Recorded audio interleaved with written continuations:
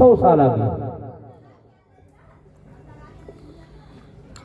آپ اندازہ کریے کہ پتا ہے دنیا کو میڈیکل سائنس کیا ہے جن کا نام ہم نے لیا.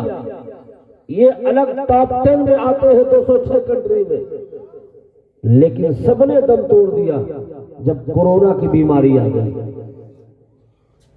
ڈاکٹروں نے کہا مجھے مرنا نہیں ہے، علاج نہیں کرنا ہے مجھے. بڑے بڑے ڈاکٹر اپنے آپ کو گھر میں بند کر لیے. کہا موت آ جائے گی، ہم یہ کام نہیں کر سکتے. کہا کیا وجہ ہے؟ کیوں کورونا وائرس ہے؟ کہا صاحب اس میں آکسیجن کی کمی ہے. کہا کیا بات ہے، کیوں کمی ہے؟ کہا معلوم نہیں، آکسیجن نہیں مل رہا ہے دنیا کو. کہا یہ آکسیجن جائے گا کیسے؟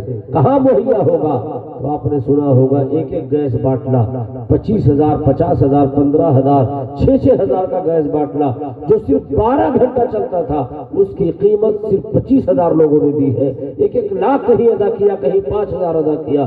سوچو ذرا، جو رب 70 سال بندے کو پیدا کرتا ہے، 70 سال جس بندے کی عمر دے دیتا ہے، وہی رب کے فری آکسیجن گیس کو اللہ اسے 7 کروڑ فری آکسیجن گیس مہیا فرما دیتا ہے کہ تو زندہ رہے گا اور میرے آکسیجن گیس میں نے بنایا ہے اسے تو استعمال کرتا رہے گا.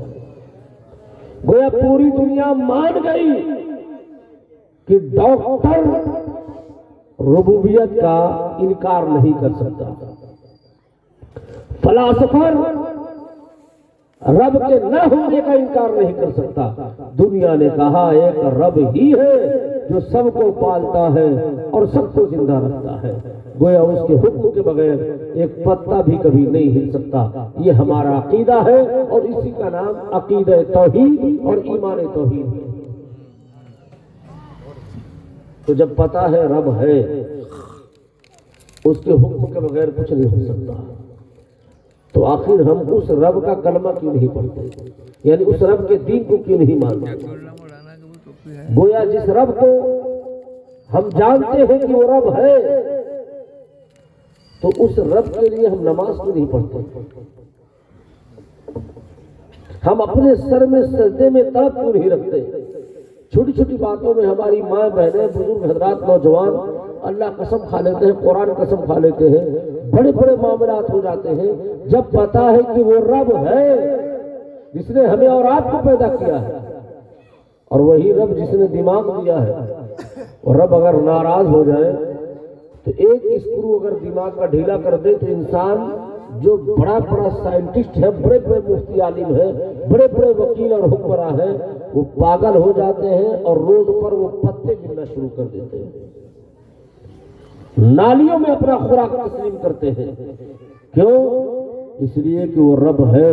جب تک رب راضی ہے تب تک رب کو راضی کر لو، رحمت رب کی لوٹ لو، قدرت رب کی لوٹ لو. اور جب رب ناراض ہو جائے گا تو نہ جانے کتنی کی زندگی برباد ہو گئی، نہ دنیا کی کوئی طاقت آباد کر پائے گی.